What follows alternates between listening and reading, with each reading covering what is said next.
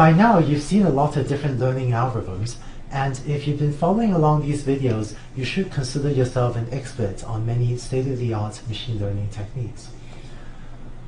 But even among people that know a certain learning algorithm, there's often a huge difference between someone that really knows how to powerfully and effectively apply that algorithm versus someone that's less familiar with some of the material that I'm about to teach and who doesn't really understand how to apply these algorithms and can end up wasting a lot of their time trying things out that don't really make sense. What I'd like to do is make sure that if you're developing a machine learning system, that you know how to choose what are the most promising avenues to spend your time pursuing. And in this and the next few videos, I'm going to give a number of practical suggestions, advice, guidelines on how to do that. And concretely, what I'm going to focus on is the problem of, suppose you're developing a machine learning system or trying to improve the performance of a machine learning system. How do you go about deciding what are the promising avenues to try next? To explain this, let's continue using our example of learning to predict housing prices. And let's say you've implemented regularized linear regression, thus minimizing that cost function j. But suppose that after you take your learned parameters, if you test your hypothesis on a new set of houses, suppose you find that it's making huge errors in its prediction of the housing prices. The question is, what should you then try next in order to improve the learning algorithm? There are many things that one can think of that could improve the performance of your learning algorithm. One thing that you could try is to get more training examples, and concretely you can imagine maybe setting up phone surveys, going door to door to try to get more data on how much different houses sold for. And the sad thing is, I've seen a lot of people spend a lot of time collecting more training examples, thinking, oh, if we have twice as much or 10 times as much training data, that's certainly got to help, right? But sometimes getting more training data doesn't actually help, and in the next few videos we'll see why, and we'll see how you can avoid spending a lot of time collecting more training data in settings where it's just not going to help. Other things you might try are to, well, maybe try a smaller set of features. So if you have some set of features, x1, x2, x3, and so on, maybe a large number of features, maybe you want to spend time carefully selecting some small subset of them to prevent overfitting. Or maybe you need to get additional features. Maybe the current set of features aren't informative enough, and we want to collect more data in the sense of getting more features. And once again, this is a sort of project that can scale up to be huge projects. You can imagine, again, phone surveys to find out more about houses, or extra land surveys to find out more about the pieces of land, and so on. So it's a huge project. And once again, it would be nice to know in advance if this is going to help before we spend a lot of time doing something like this. We can also try adding polynomial features, things like x1 squared, x2 squared, and product features x1, x2. You can spend quite a lot of time thinking about that. And we can also try other things like decreasing lambda, the regularization parameter, or increasing lambda. Given a menu of options like these, some of which can easily scale up to like maybe 6-month or longer projects, unfortunately, the most common method that people use to pick one of these is to go by gut feeling, in which what many people will do is sort of randomly pick one of these options. Like maybe say, oh, let's go and get more training data, and easily spend 6 months collecting more training data. Or maybe someone else will randomly say, well, let's go collect a lot more features on these houses in our data set. And I have a lot of times, sadly, seen people spend literally 6 months doing one of these avenues that they had picked sort of at random, only to discover 6 months later that that really wasn't a promising avenue to pursue. Fortunately, there's a pretty simple technique that can let you fairly quickly rule out half of the things on this list as being potentially promising things to pursue. And there's a fairly simple technique that if you run, can easily rule out many of these options and potentially save you a lot of time pursuing something that's just not going to work. In the next 2 videos after this, I'm going to first talk about how to evaluate learning algorithms, and in the next few videos after that, I'm going to talk about these techniques, which are called machine learning diagnostics. And what a diagnostic is a test they can run to get insight into what is and what isn't working with an algorithm, and which will often give you insight as to what are promising things to try to improve a learning algorithm's performance.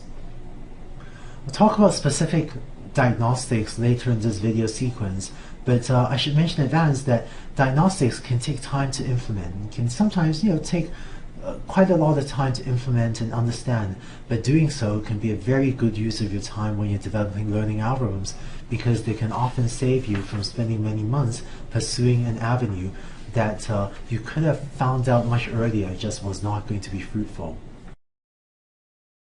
So in the next few videos, I'm going to first talk about how to evaluate your learning algorithms, and after that I'm going to talk about some of these diagnostics which will hopefully let you much more effectively select what are useful things to try next in order, if your goal is to improve the performance of your machine learning system. In this video, I'd like to talk about how to evaluate a hypothesis that has been learned by your algorithm. In later videos, we'll build on this to talk about how to prevent the problems of overfitting and underfitting as well. When we fit the parameters of our learning algorithm, we think about choosing the parameters to minimize the training error. One might think that getting a really low value of training error might be a good thing, but we've already seen that just because a hypothesis has low training error, that doesn't mean it's necessarily a good hypothesis, and we've already seen the example of how a hypothesis can overfit and therefore fail to generalize to new examples that are not in the training set. So how do you tell if a hypothesis might be overfitting? In this simple example, we could plot the hypothesis h of x and just see what was going on. But in general, for problems with more features than just one feature, for problems with a large number of features like these, it becomes hard or maybe impossible to plot what the hypothesis function looks like, and so we need some other way to evaluate our hypotheses. The standard way to evaluate a learned hypothesis is as follows. Suppose we have a data set like this. Here I've just shown 10 training examples, but of course usually we may have dozens or hundreds or maybe thousands of training examples. In order to make sure we can evaluate our hypothesis, what we're going to do is split the data we have into two portions. The first portion is going to be our usual training set, and the second portion is going to be our test set. And a pretty typical split of all the data we have into a training set and test set might be around, say, a 70% 30% split, with more of the data going to the training set and relatively less to the test set. And so now, if we have some data set, we might assign only, say, 70% of the data to be our training set, where here M is, as usual, our number of training examples, and the remainder of our data might then be assigned to become our test set. And here I'm going to use the notation M subscript test to denote the number of test examples. And so in general, this subscript test is going to denote examples that come from my test set, so that x1 subscript test, comma y1 subscript test is my first test example, which I guess in this example might be this example over here. Finally, one last detail, whereas here I've drawn this as though the first 70% goes to the training set and the last 30% to the test set, if there is any sorted ordering to the data, it'd actually be better to send a random 70% of your data to the training set and a random 30% of your data to the test set. So if your data were already randomly sorted, you could just take the first 70% and last 30%, but if your data were not randomly ordered, it'd be better to randomly shuffle or to randomly reorder the examples in your training set before sending the first 70% to the training set and the last 30% to the test set. Here then is a fairly typical procedure for how you would train and test a learning algorithm, maybe linear regression. First, you would learn the parameters theta from the training set. So you minimize the usual training error objective j of theta, where j of theta here was defined using that 70% of all the data you have. That's only the training data. And then you would compute the test error. And I'm going to denote the test error as j subscript test. And so what you do is you take your parameter theta that you've learned from the training set and plug it in here and compute your test set error, which I'm going to write as follows.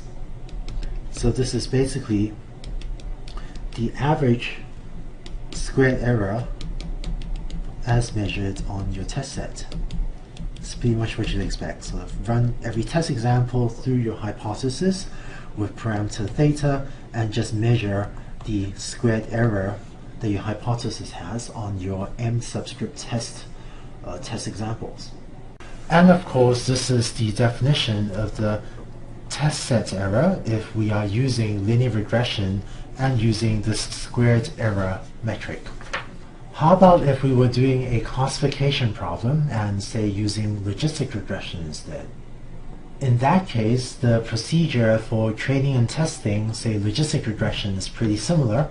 First, we will learn the parameters from the training data, that first 70% of the data, and then we will compute the test error as follows. It's the same objective function as we always use for logistic regression, except that now it's defined using our m subscript test examples. While this definition of the test set error j subscript test is perfectly reasonable, sometimes there's an alternative test set metric that might be easier to interpret, and that's the misclassification error. It's also called the 0-1 misclassification error, with 0-1 denoting that you either get an example right or you get an example wrong. Here's what I mean. Let me define the error of a prediction, that is h of x, and given a label y as equal to 1 if my hypothesis outputs a value greater than or equal to 5 and y is equal to 0, or if my hypothesis outputs a value less than 0.5 and y is equal to 1. Right? So both of these cases basically correspond to if your hypothesis mislabeled the example, assuming you thresholded at 0.5. So either thought it was more likely to be 1, but it was actually 0, or your hypothesis thought it was more likely to be 0, but the label was actually 1. And otherwise, we define this error function to be 0 if your hypothesis basically classified the example y correctly. We could then define the test error using the misclassification error metric to be 1 over m test of sum from I equals 1 to m subscript test of the error of h of xi test, comma yi. And so that's just my way of writing out that this is exactly the fraction of the examples in my test set that my hypothesis has mislabeled. And so that's the definition of the test set error using the misclassification error or the 0-1 misclassification error metric. So that's the standard technique for evaluating how good a learned hypothesis is. In the next video, we'll adapt these ideas to helping us do things like choose what features, like degree of polynomial, to use with a learning algorithm, or choose the regularization parameter for a learning algorithm. Suppose you'd like to decide what degree of polynomial to fit to a dataset, so that what features to include to give you a learning algorithm. Or suppose you'd like to choose the regularization parameter lambda for a learning algorithm. How do you do that? These are called model selection problems, and in our discussion of how to do this, we'll talk about not just how to split your data into train and test sets, but how to split your data into what we'll discover is called the train, validation, and test sets. We'll see in this video just what these things are and how to use them to do model selection. We've already seen a lot of times the problem of overfitting, in which just because the learning algorithm fits a training set well, that doesn't mean it's a good hypothesis. More generally, this is why the training set error is not a good predictor for how well the hypothesis will do on new examples. Concretely, if you fit some set of parameters, theta 0, theta 1, theta 2, and so on, to your training set, then the fact that your hypothesis does well on the training set, well, this doesn't mean much in terms of predicting how well your hypothesis will generalize to new examples not seen in the training set. And the more general principle is that once your parameters were fit to some set of data, maybe the training set, maybe something else, then the error of your hypothesis as measured on that same data set, such as the training error, that's unlikely to be a good estimate of your actual generalization error, that is, of how well the hypothesis will generalize to new examples.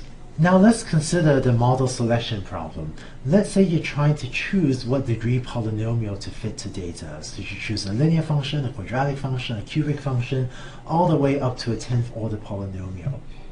So it's as if there's one extra parameter in this algorithm, which I'm going to denote D, which is what degree of polynomial do you want to pick. So it's as if, in addition to the theta parameters, it's as if there's one more parameter D that you're trying to determine using your data set. So the first option is D equals 1. If you fit a linear function, we can choose D equals 2, D equals 3, all the way up to D equals 10. So we'd like to fit this extra sort of parameter, which I'm denoting by D.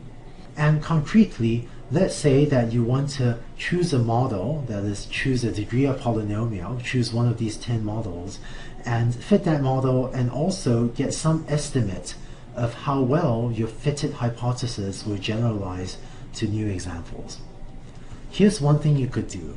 You could first take your first model and minimize the training error, and this would give you some parameter vector theta. And you could then take your second model, the quadratic function, and fit that to your training set, and this will give you some other parameter vector theta. In order to distinguish between these different parameter vectors, I'm going to use a superscript 1, superscript 2 there, where theta superscript 1 just means the parameters I get by fitting this model to my training data, and theta superscript 2 just means the parameters I get by fitting this quadratic function to my training data, and so on. And by fitting a cubic model, I get parameters theta 3 up to, say theta 10.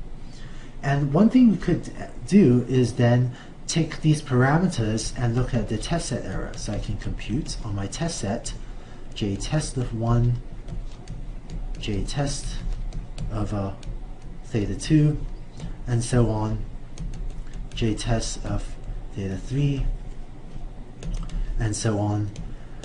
So I'm going to take each of my hypotheses with the corresponding parameters and just measure their performance on the test set. Now, one thing I could do then is, in order to select one of these models, I could then see which model has the lowest test set error. And let's just say for this example that I ended up choosing the 5th order polynomial. So this seems reasonable so far. But now let's say I want to take my fit hypothesis, this 5th order model, and let's say I want to ask, how well does this model generalize? One thing I could do is look at how well my 5th order polynomial hypothesis had done on my test set. But the problem is, this will not be a fair estimate of how well my hypothesis generalizes. And the reason is, what we've done is we've fit this extra parameter D, that is this degree of polynomial, and we fit that parameter D using the test set. Namely, we chose the value of D that gave us the best possible performance on the test set. And so the performance of my parameter vector theta 5 on the test set, that's likely to be an overly optimistic estimate of generalization error. Right? So that because I have fit this parameter D to my test set, it is no longer fair to evaluate my hypothesis on this test set. It's because I've fit my parameters to the test set, I've chosen the degree D of polynomial using the test set, and so my hypothesis is likely to do better on this test set than it would on new examples that it hasn't seen before, and which is what I really care about. So just to reiterate, on the previous slide, we saw that if we fit some set of parameters, say theta 0, theta 1, and so on, to some training set, then the performance of the fitted model on the training set is not predictive of how well the hypothesis will generalize to new examples. It's because these parameters were fit to the training set, so they're likely to do well on the training set even if the parameters don't do well on other examples. And in the procedure I just described on this slide, we just did the same thing. And specifically what we did was we fit this parameter D to the test set, and by having fit the parameter to the test set, this means that the performance of the hypothesis on that test set may not be a fair estimate of how well the hypothesis is likely to do on examples we haven't seen before. To address this problem, in a model selection setting, if we want to evaluate the hypothesis, this is what we usually do instead. Given a data set, instead of just splitting it into a train and test set, what we're going to do is instead split it into 3 pieces. And the first piece is going to be called the training set as usual. So let me call this first part the training set. And the second piece of this data I'm going to call the cross-validation set. Cross-validation.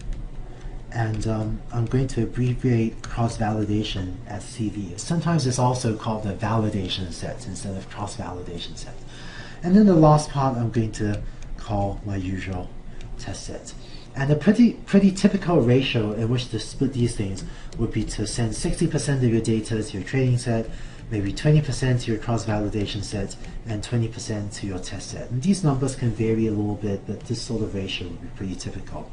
And so our training sets will now be only maybe 60% of the data, and our cross-validation set, or our validation set, will have some number of examples. I'm going to denote that M subscript CV, so that's the number of cross-validation examples.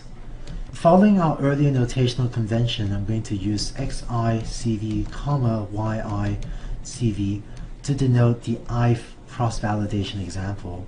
And finally, we also have a test set over here with M subscript tests being the number of test examples. So now that we've defined the training, validation, or cross-validation and test sets, we can also define the training error, cross-validation error, and test error. So here's my training error, and I'm just writing this as J subscript train of theta. This is pretty much the same thing. It's usually the same thing as the J of theta that we're writing so far. It's just a training set error, as measured on your training set.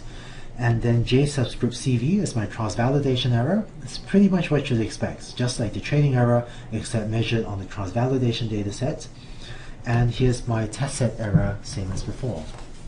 So when faced with a model selection problem like this, what we're going to do is, instead of using the test set to select the model, we're instead going to use the validation set or the cross-validation set to select the model. Concretely, we're going to first take our first hypothesis, take this first model, and say minimize the cost function, and this will give me some parameter vector theta for the linear model. And as before, I'm going to put a superscript 1 just to denote that this is the parameter for the linear model. We do the same thing for the quadratic model, get some parameter vector theta 2, get some parameter vector theta 3, and so on down to, say, the 10th order polynomial. And what I'm going to do is, instead of testing these hypotheses on the test set, I'm instead going to test them on the cross-validation set. I'm going to measure J subscript CV to see how well each of these hypotheses do on my cross-validation set. And then I'm going to pick the hypothesis with the lowest cross-validation error. So for this example, let's say, for the sake of argument, that it was my 4th order polynomial that had the lowest cross-validation error. So in that case, I'm going to pick this 4th order polynomial model. And finally, what this means is that that parameter d, remember d was the degree of polynomial, right? So d equals 2, d equals 3, up to d equals 10. What we've done is we've fit that parameter d, and we've set d equals 4, and we did so using the cross-validation set. And so this degree of polynomial, so the parameter, is no longer fit to the test set, and so we've now saved away the test set, and we can use the test set to measure or to estimate the generalization error of the model that was selected by this algorithm. So that was model selection and how you can take your data, split it into a train, validation, and test set, and use your cross-validation data to select the model and evaluate it on the test set. One final note, I should say that in the machine learning as it is practiced today, there are many people that will do that earlier thing that I talked about and said that isn't such a good idea of selecting your model using the test set and then using the same test set to report the error as though selecting your degree of polynomial on the test set and then reporting the error on the test set as though that were a good estimate of generalization error. That sort of practice, unfortunately, many people do it. If you have a massive test set, it's maybe not a terrible thing to do, but many practitioners, most practitioners of machine learning tend to advise against that, and it's considered better practice to have separate train, validation, and test sets. But I just warn you that sometimes people do, use the same data for the purpose of the validation set and for the purpose of the test set. So you only have a training set and a test set. And that's considered less good practice, but you will see some people do it. But if possible, I would recommend against doing that yourself. If you run a learning algorithm and it doesn't do as well as you were hoping, almost all the time it will be because you have either a high bias problem or a high variance problem. In other words, either an underfitting problem or an overfitting problem. And in this case, it's very important to figure out which of these two problems, is it bias or variance or a bit of both, that you actually have. Because knowing which of these two things is happening will give a very strong indicator for what are the useful and promising ways to try to improve your algorithm. In this video, I'd like to delve more deeply into this bias and variance issue and understand them better, as well as figure out how to look at the learning algorithm and evaluate or diagnose whether we might have a bias problem or a variance problem, since this will be critical to figuring out how to improve the performance of a learning algorithm that you may implement. So you've already seen this figure a few times, where if you fit two simple hypotheses, like a straight line that underfits the data, if you fit a too complex hypothesis, then that might fit the training set perfectly, but overfit the data, and is maybe hypothesis of some intermediate level of complexity, so some maybe degree 2 polynomial, so not too low and not too high degree, that's just right and gives you the best generalization error out of these options. Now that we're armed with the notion of training and validation in test sets, we can understand the concepts of bias and variance a little bit better.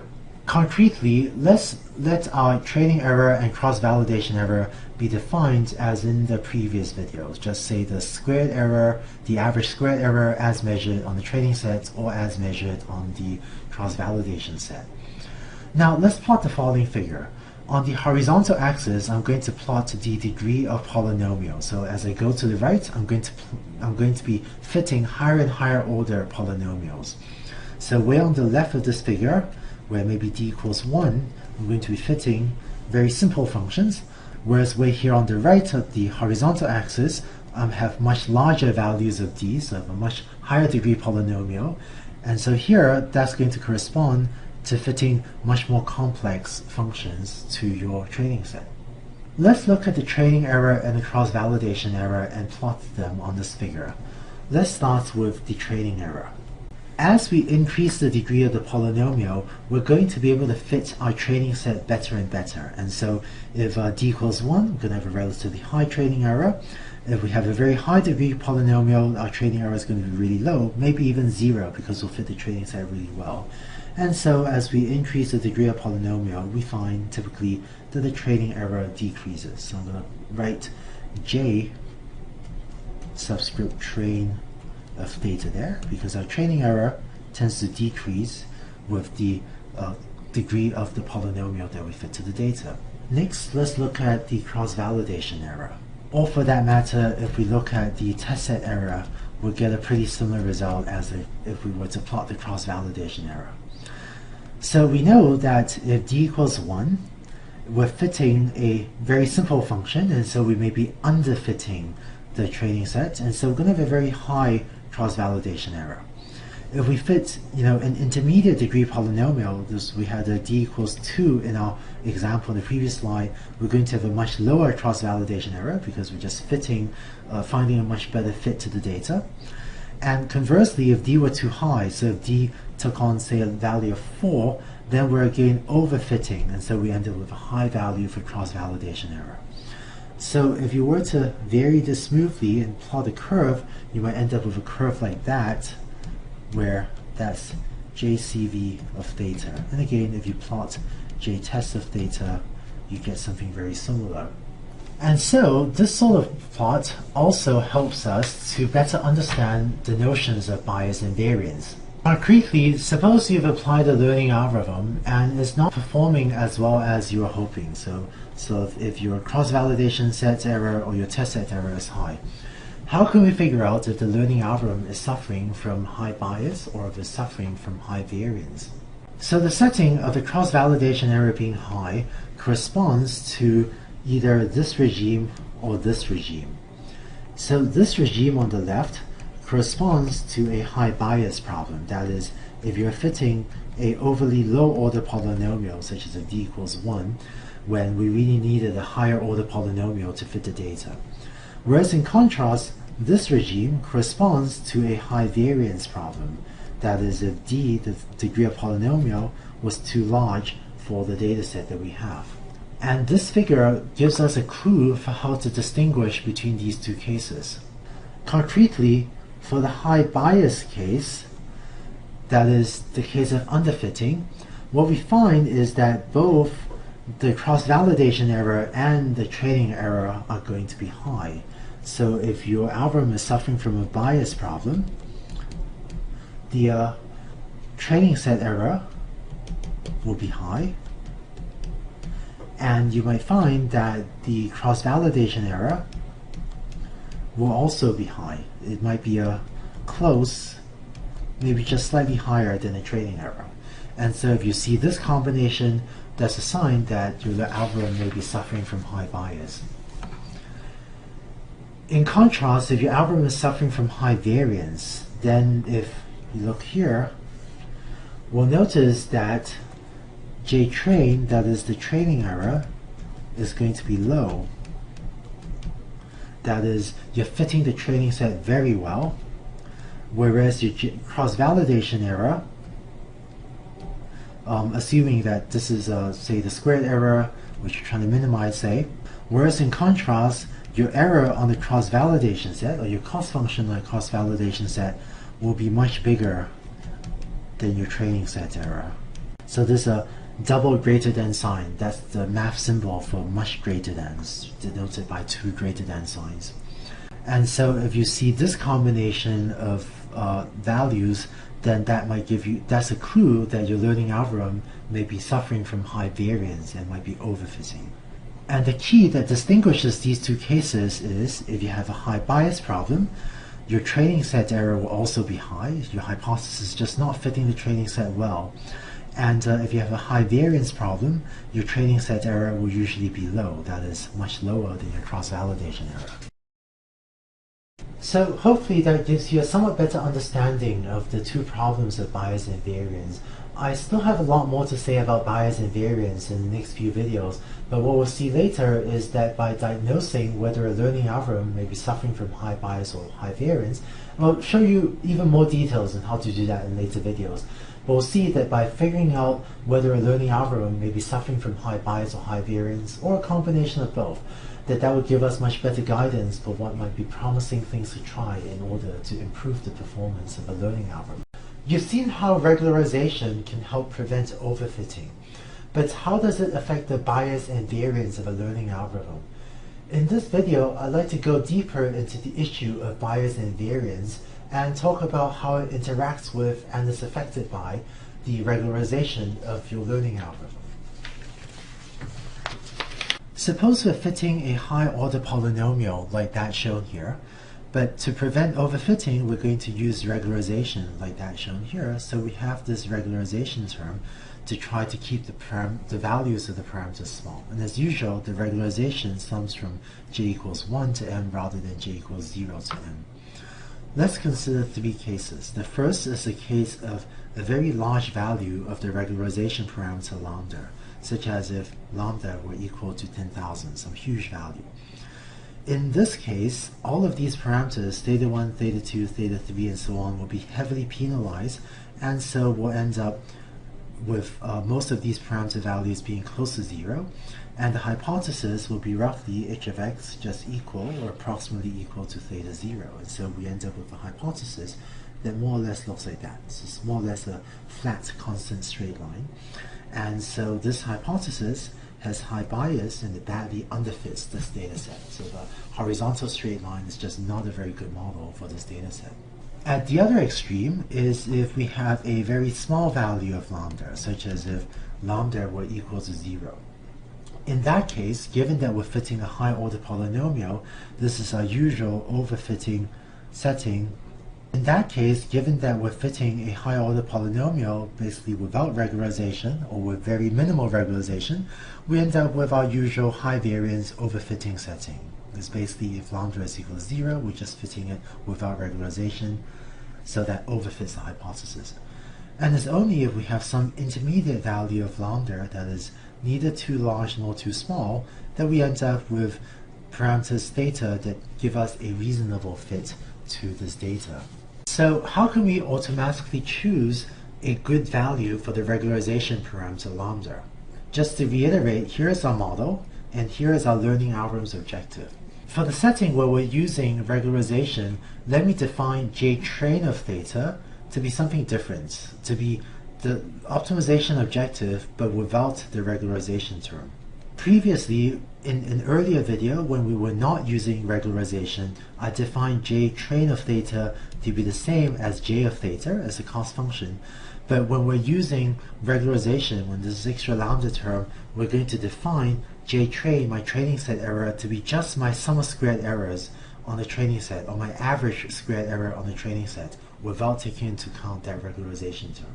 And similarly, I'm then also going to define the cross-validation set error and the test set error as before to be the average sum of squared errors on the cross-validation and the test sets.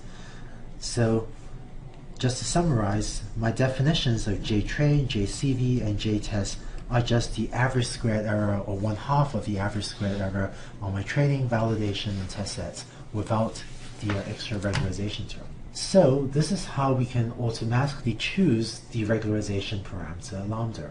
What I usually do is maybe have some range of values of lambda I want to try out. So I might be considering not using regularization, or here are a few values I might try. I might be considering lambda equals 0.01, 0.02, 0.04, and so on. And I usually step these up in multiples of 2 until some maybe larger value. If I were doing this in multiples of 2, I actually end up with 10.24 instead of 10 exactly. But this is close enough, and the third and fourth decimal places won't affect your result that much. So this gives me maybe 12 different models that I'm trying to select amongst, corresponding to 12 different values of the regularization parameter lambda. And of course, you can also go to values less than 0.01 or values larger than 10, but I've just truncated it here for convenience. Given each of these 12 models, what we can do is then the following. We can take this first model with lambda equals 0 and minimize my cost function j of theta, and this would give me some parameter vector theta. And similar to the earlier video, let me just denote this as theta superscript 1. And then I can take my second model with lambda set to 0.01 and minimize my cost function, now using lambda equals 0.01 of course, to get some different parameter vector theta, and let me denote that theta 2. And for that I end up with theta 3, so if this is for my third model, and so on until for my final model with lambda set to 10, when or 10 or 10.24, I end up with this theta 12. Next, I can take all of these hypotheses, all of these parameters, and use my cross-validation set to evaluate them. So I can look at my first model, my second model, fit with these different values of the regularization parameter, and evaluate them on my cross-validation set and basically measure the average squared error of each of these parameter vectors theta on my cross-validation set. And I would then pick whichever one of these 12 models gives me the lowest error on the cross-validation set. And let's say for the sake of this example that I end up picking theta 5, the fifth order polynomial, because that has the lowest cross-validation error. Having done that, finally what I would do if I want to report a test set error is to take the parameter theta 5 that I've selected and look at how well it does on my test set. And once again, here is as if we fit this parameter theta to my cross-validation set, which is why I'm setting aside a separate test set that I'm going to use to get a better estimate of how well my parameter vector theta will generalize to previously unseen examples. So that's model selection applied to selecting the regularization parameter lambda. The last thing I'd like to do in this video is get a better understanding of how cross-validation and training error vary as we vary the regularization parameter lambda. And so just a reminder, right, that was our original cost function j of theta, but for this purpose we're going to define training error without using the regularization parameter and cross-validation error without using the regularization parameter. And what I'd like to do is plot this JTrain and plot this JCV, meaning just how well does my hypothesis do on the training set, and how well does my hypothesis do on the cross-validation set as I vary my regularization parameter lambda. So as we saw earlier, if lambda is small, then we're not using much regularization, and we run a larger risk of overfitting. Whereas if lambda is large, that is if we were on the right part of this horizontal axis, then with a large value of lambda, we run a higher risk of having a bias problem. So if you plot JTrain and JCV, what you find is that for small values of lambda, you can fit the training set relatively well because you're not regularizing. So for small values of lambda, the regularization term basically goes away and you're just minimizing pretty much the squared error. So when lambda is small, you end up with a small value for JTrain. Whereas if lambda is large, then you have a high bias problem and you might not fit your training set well, so you end up with a value up there.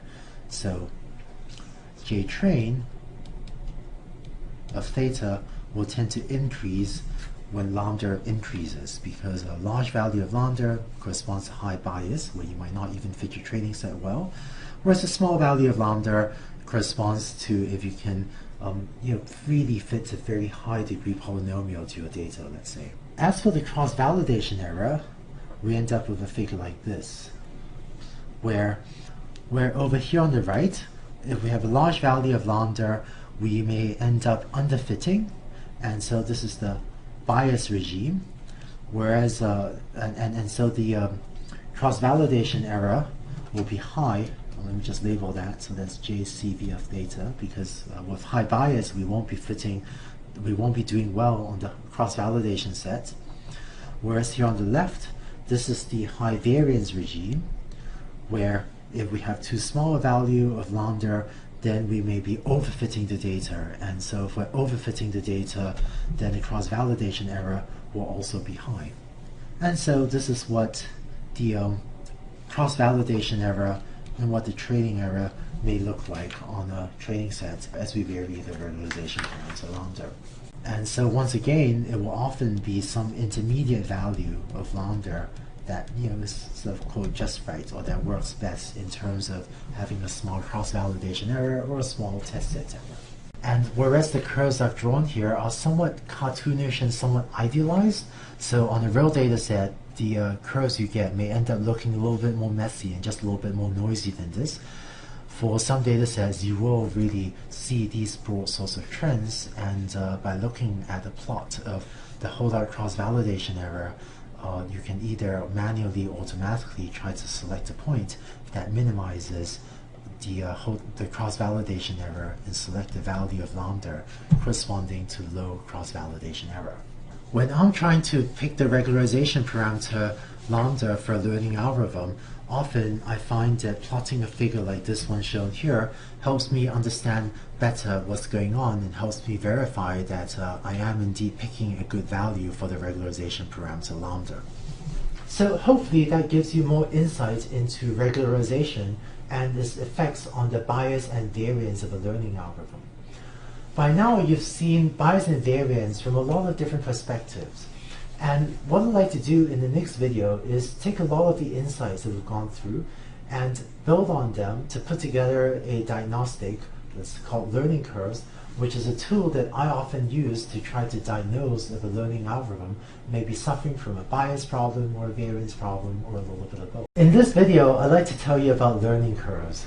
Learning curves is often a very useful thing to plot if either you want to sanity check that your algorithm is working correctly, or if you want to improve the performance of the algorithm.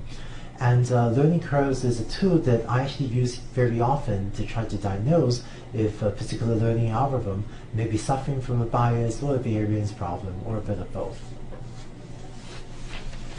Here's what a learning curve is. To plot a learning curve, what I usually do is plot JTrain, which is the, say, average squared error on my training set, or JCV, which is the average squared error on my cross-validation set. And I'm going to plot that as a function of m, that is, as a function of the number of training examples I have. And so m is usually a constant, like maybe I just have 100 training examples. But what I'm going to do is artificially reduce my training set size, so that deliberately limit myself to using only, say, 10 or 20 or 30 or 40 training examples, and plot what the training error is and what the cross-validation error is for these smaller training set sizes. So let's see what these plots might look like. Suppose I have only one training example, like that shown in this first example here, and let's say I'm fitting a quadratic function. Well, if I have only one training example, I'm going to be able to fit it perfectly, right? If fit a quadratic function, I'm going to have 0 error on my one training example. If I have two training examples, well, with a quadratic function, I can also fit that very well. So even if I'm using regularization, I can probably fit this quite well. And if I'm using no regularization, I'm going to fit this perfectly. And if I have three training examples, again, I can fit a quadratic function perfectly. So if m equals 1, or m equals 2, or m equals 3, my training error on my training set is going to be 0, assuming I'm not using regularization, or it may be slightly larger than 0 if I am using regularization. And by the way, if I have a large training set and I'm artificially restricting the size of my training set in order to plot JTrain, here, if I set m equals 3, say, and I train on only 3 examples, then for this figure, I'm going to measure my training error only on the 3 examples that I actually fit my data to. And so even if I have, say, 100 training examples, but if I want to plot what my training error is for m equals 3, what I'm going to do is measure my training error only on the 3 examples that I've actually fit my hypothesis to, and not on all the other examples that I had deliberately omitted from the training process. So just to summarize, what we've seen is that if the training set size is small, then the training error is going to be small as well, because if you have a small training set, it's going to be very easy to fit your training set very well, maybe even perfectly. Now, say I have m equals 4 examples. Well then, a quadratic function can no longer fit this data set perfectly. And if I have m equals 5, then maybe a quadratic function can fit this data so-so, but as my training set gets larger, it becomes harder and harder to ensure that I can find a quadratic function that passes through all my examples perfectly. So in fact, as the training set size grows, what you find is that my average training error actually increases. And so if you plot this figure, what you find is that the training set error, that is the average error on your hypothesis, grows as m grows. And just to repeat, the intuition is that when m is small, when you have very few training examples, it's pretty easy to fit every single one of your training examples perfectly, and so your error is going to be small. Whereas when m is larger, then it gets somewhat harder to fit all of your training examples perfectly, and so your training set error becomes a little bit larger. Now, how about the cross-validation error?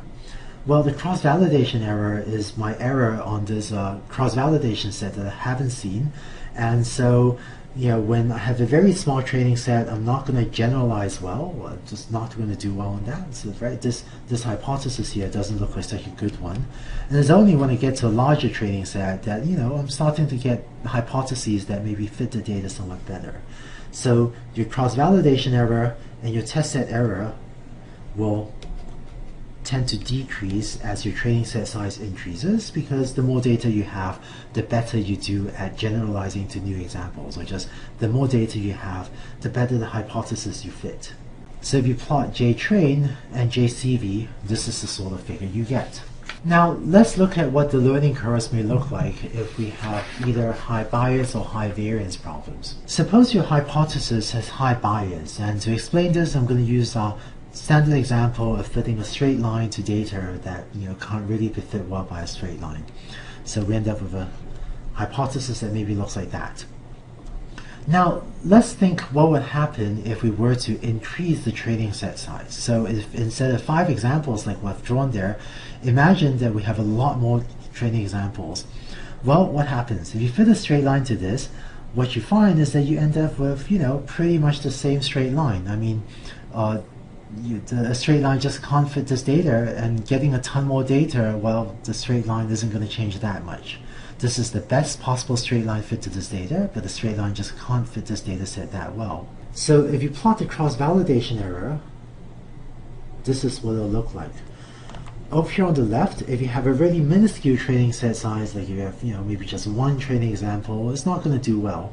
But by the time you've reached a certain number of training examples, you've almost fit the best possible straight line, and even if you end up with a much larger training set size with much larger value of m, you're basically getting the same straight line. And so the cross-validation error, let me label that, or test set error, will plateau out or flatten out pretty soon once you've reached beyond a certain number of training examples that lets you pretty much fit the best possible straight line. And how about training error? Well, the training error will again be small, and what you find in the high bias case is that the training error will end up close to the cross-validation error. Because you have so few parameters and so much data, at least when m is large, the performance on the training set and on the cross-validation set will be very similar. And so this is what your learning curves will look like for if you have an algorithm that has high bias. And finally, the problem of high bias is reflected in the fact that both the cross-validation error and the training error are high, and so you end up with a relatively high value of both JCV and JTrain. This also implies something very interesting, which is that if a learning algorithm has high bias, as we get more and more training examples, that is, as we move to the right of this figure, we'll notice that the cross-validation error isn't going down much. It's basically flattened out. And so if a learning algorithm is already suffering from high bias, getting more training data by itself will actually not help that much. And as a concrete example, in the figure on the right, here we had only 5 training examples and we fit a certain straight line, and when we had a ton more training data, we still ended up with roughly the same straight line. And so if a learning algorithm has high bias, just giving a lot more training data, that doesn't actually help you get a much lower cross-validation error or test set error. So knowing if your learning algorithm is suffering from high bias seems like a useful thing to know, because this can prevent you from wasting a lot of time collecting more training data where it might just not end up being helpful. Next, let's look at a setting of a learning algorithm that may have high variance. Let's first look at the training error. If you have a very small training set, like 5 training examples shown on the figure on the right, and if we're fitting, say, a very high order polynomial, I've written a 100th degree polynomial, which really no one uses, but just for illustration. And if we're using a fairly small value of lambda, maybe not 0, but a fairly small value of lambda, then we'll end up fitting this data very well, but with a function that overfits this.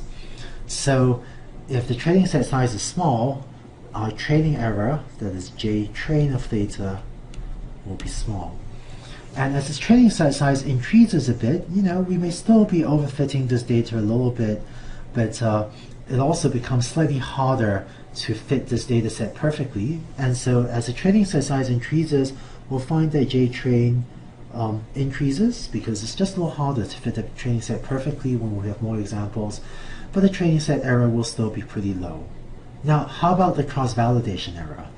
Well, in the high variance setting, our hypothesis is overfitting, and so the cross-validation error will remain high even as we get, a moderate number of training examples. And so maybe the cross-validation error may look like that. And the indicative diagnostic that we have a high variance problem is the fact that there's this large gap between the training error and the cross-validation error. And looking at this figure, if we think about adding more training data, that is taking this figure and extrapolating to the right, we can kind of tell that, you know, the two curves, the blue curve and the magenta curve, are converging to each other. And so if we were to extrapolate this figure to the right,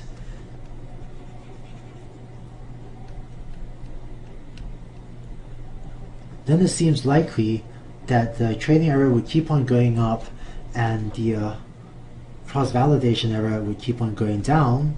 And the thing we really care about is the cross-validation error, or the test set error, right? And so in this sort of figure, we can kind of tell that, you know, if we keep on adding training examples and extrapolate to the right, well, our cross-validation error will keep on coming down. And so in a high variance setting, getting more training data is indeed likely to help. And so this again seems like a useful thing to know if your learning algorithm is suffering from a high variance problem, because that tells you, for example, that it may be worth your while to see if you can go and get some more training data. Now, on the previous slide and this slide, I've drawn fairly clean, fairly idealized curves. If you plot these curves for an actual learning algorithm, sometimes you will actually see, you know, pretty much curves like what I've drawn here, although sometimes you see curves that are a little bit noisier, a little bit messier than this. But plotting learning curves like these can often help you figure out if your learning algorithm is suffering from bias or variance, or even a little bit of both. So when I'm trying to improve the performance of a learning algorithm, one thing that I'll almost always do is plot these learning curves. And usually this will give you a better sense of whether it's a bias or variance problem. And in the next video, we'll see how this can help suggest specific actions to take or to not take in order to try to improve the performance of your learning algorithm. We've talked about how to evaluate learning algorithms, talked about model selection, talked a lot about bias and variance. So how does this help us figure out what are potentially fruitful or potentially not fruitful things to try to do to improve the performance of our learning algorithm? Let's go back to our original motivating example and go figure this out. So here is our earlier example of maybe having fit regularized linear regression and finding that it doesn't work as well as we're hoping. We said that we had this menu of options. So is there some way to figure out which of these might be fruitful options? The first thing on our list was getting more training examples. And what this is good for is this helps to fix high variance. And concretely, if you instead have a high bias problem and don't have any variance problem, then we saw in the previous video that getting more training examples, well, maybe just isn't going to help much at all. So the first option is useful only if you, say, plot the learning curves and figure out that you have at least a bit of a variance, meaning that if the cross-validation error is, you know, quite a bit bigger than your training set error. How about trying a smaller set of features? Well, trying a smaller set of features, that's again something that fixes high variance. And in other words, if you figure out by looking at learning curves or something else that you instead have a high bias problem, then for goodness sakes, don't waste your time trying to carefully select out a smaller set of features to use, because if you have a high bias problem, using fewer features is not going to help. Whereas in contrast, if you look at the learning curves or something else and figure out that you have a high variance problem, then indeed trying to select out a smaller set of features that might indeed be a very good use of your time. How about trying to get additional features? So adding features, usually, not always, but usually we think of this as a solution for fixing high bias problems. So that if you're adding extra features, is usually because your current hypothesis is too simple, and so we want to try to get additional features to make our hypothesis better able to fit the training set. And similarly, adding polynomial features. This is another way of adding features, and so that's another way to try to fix a high bias problem. And if your learning curves show you that you instead have a high variance problem, then again, this is maybe a less good use of your time. And finally, decreasing and increasing lambda. These are quick and easy to try, because these are less likely to be a waste of many months of your life.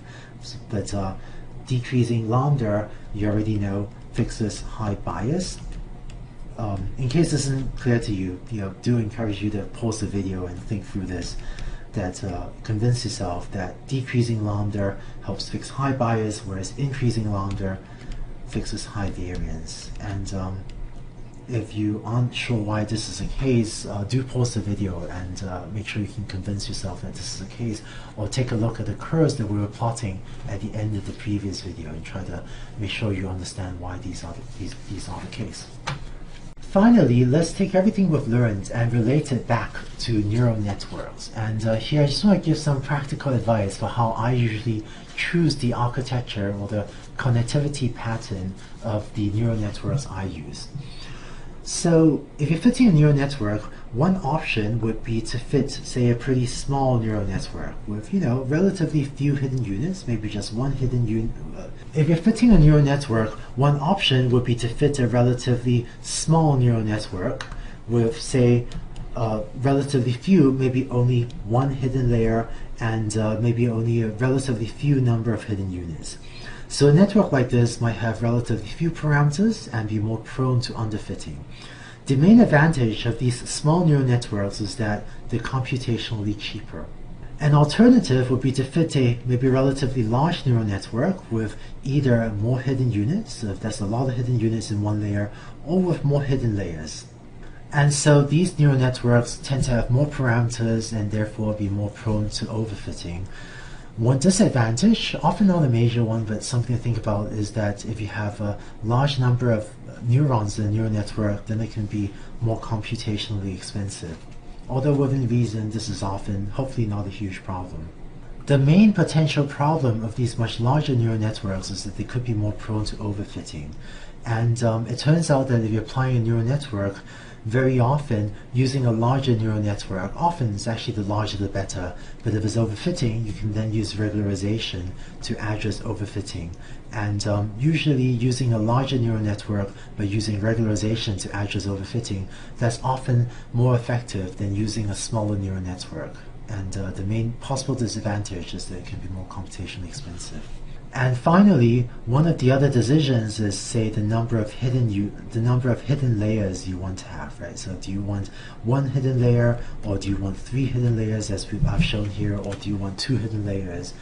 And usually, as I think I said in the previous video, using a single hidden layer is a reasonable default. But if you want to choose the number of hidden layers, one other thing you can try is find yourself a training, cross-validation, and test set split, and try training neural networks with 1 hidden layer, with 2 hidden layers, with 3 hidden layers, and see which of those neural networks performs best on the cross-validation set. So you take your 3 neural networks with 1, 2, and 3 hidden layers, and compute the cross-validation error at JCV on all of them, and use that to select which of these is, you think, the best neural network. So that's it for bias, variance, and ways like learning curves to try to diagnose these problems, as well as what these things imply for what might be fruitful or not fruitful things to try to improve the performance of a learning algorithm. If you understood the contents of the last few videos, and if you apply them, you'll actually be much more effective already at getting learning algorithms to work on problems than even a large fraction, maybe the majority of practitioners of machine learning here in Silicon Valley today doing these things as their full-time jobs. So I hope that these pieces of advice on bias, variance, learning curves, and diagnostics will help you to much more effectively and powerfully apply learning algorithms and get them to work really well.